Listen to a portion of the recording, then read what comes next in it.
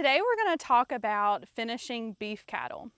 So what does finish even mean? That means the fat covering on beef cattle when we're evaluating them prior to processing.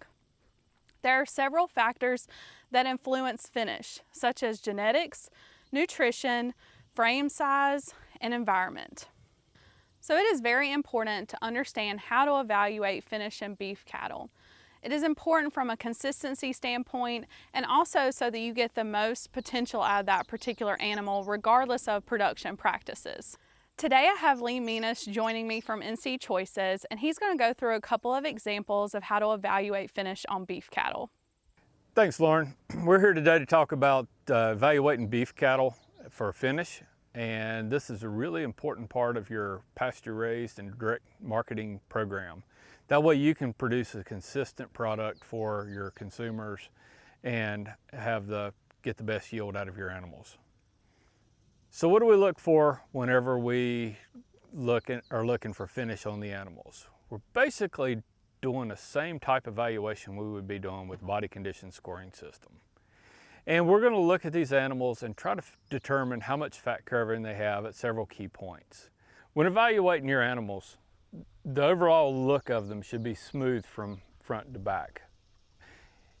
Starting at the brisket, between the front legs, should be noticeable fat development and blockiness between the front two forearms.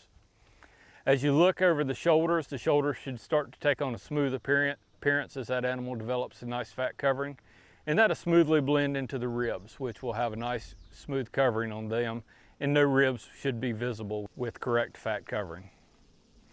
As you move up and across the back of the loin, especially when viewed from the side, as well as especially the rear, the loin and top line of the cattle should have more of a flat appearance from the development of fat cap over the loin eye, and that will take away any prominence of the backbone. So no backbone should be visible as fat covering increases.